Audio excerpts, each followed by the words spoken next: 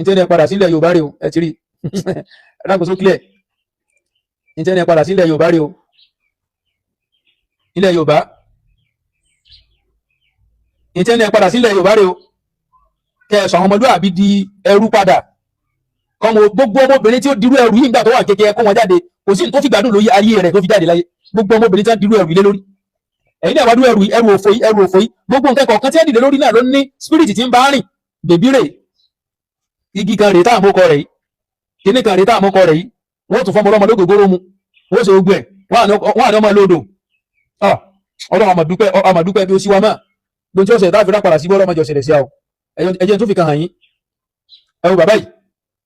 bí bàbá yìí ṣe kọ̀sẹ̀ ní ayé wọn kọ́ yóò ẹtí rí bàbá yìí ẹni tí ń bẹ̀lẹ́gbẹ̀ wọn ń bì ìjọ wọn bẹ̀rẹ̀ sí ní bọ tí ń bẹ̀lẹ́gbẹ̀ wọn ẹwù bí wọ́n ṣe dà wọ́n sọ ayé ara wọn dògógóró ẹwù bàbá wọn ṣe dà ẹwù orú bàbá yìí ní sìn sí wọn rí kẹkẹ fáyé wọn ṣe sí wọn ti ráyè mójútó mọ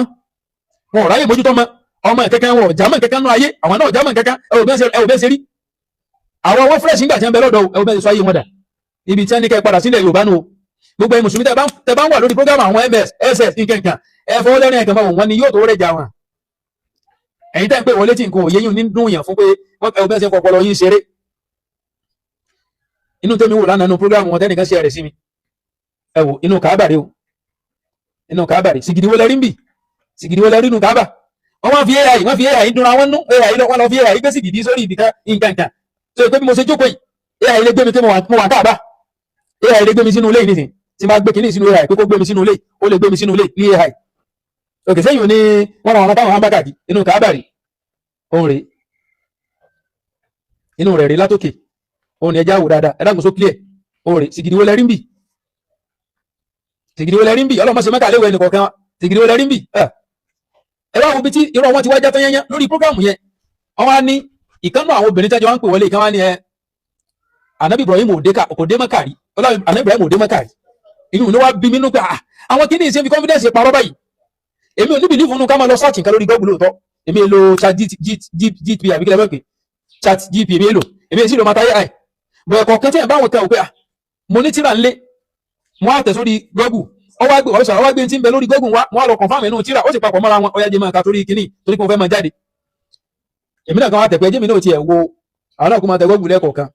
ẹ wá wò ibi tí ti parí ọ̀rọ̀ mi láàárọ̀ inú ká tó tún máa pàdé ní ọjọ́ mi ìmọ̀ àtẹ̀ síbẹ̀ pé ìtì ẹ̀ ní history Kaabah kan ẹ̀wọ̀n tí kìíní ìgbé wa ó ní di Kaabah located in Mecca, Saudi Arabia is the holiest site in Islam. Holiest site in Islam. Its history spans thousands of years, evolving from an ancient sanctuary built by Prophet Abraham and his son Ismail. Wọ́n sì ń dẹ́nu ara wọn dùn bẹ́ẹ̀ pé kò dé Abraham ò dé Mecca rí Abraham ò ṣe nǹkan kan èmi àwọn àti ẹnì kémi Google tẹ́lẹ̀ ẹgbẹ́ mi lè ga yémi ló tiẹ̀ wá jẹ báyìí gbé sí Google wá ń gbé wáyé pé ní Ibrahim ló parí ilé kíkọ́ yẹn ẹ̀wọ́n mo sàlẹ̀ wọn nígbà tí wọ́n sọ pé origins and construction over the foundation Islamic tradition holds that the original foundation of the Kaabah were laid by Prophet Adam ẹ̀dá kò sọ́yàtọ̀ sí ti mẹ́nu tíra over the Prophet Ibrahim centuries later around 1800 BCE Allah instructed Prophet Ibrahim and his son Ismail to raise the foundations of the structure as a dedicated house of worship to the one God. Okay, parọ́ tara wọn jẹ́ lásán fún mùsùlùmí ẹjẹ́ akẹ́kọ̀ọ́ dandan kọ́ ni kọ́ kẹ́kọ̀ọ́ débi kọ́ ọjà àfáà dandan kọ́ wọn sọ pé kọ́ kẹ́kọ̀ọ́ débi kọ́ máa fi iṣẹ́ àfáà pé ọfẹ́ kọ́ mọ́ ń ké àbọ̀fẹ́ jẹ̀ máàmù àmọ́ kẹ́kọ̀ọ́ débi tí nǹkan kò tí nírú ọ lójú ìsìláàmù ò fi wá sínú òkun pèmí máa ń sọ gbogbo ògbà àwọn àfáà àgbàlódé ni wọ́n kun ìsìláàmù ní nǹkan míì tó fi dìgbà pé ojú ìsìláàmù àtọ́jú àwọn ẹlẹ́bọ fẹ́ jọra wọn lẹ́fìrà àfọ olóògùn náà àtọ́jú ẹlẹ́bọ bákan náà ní ti máa rí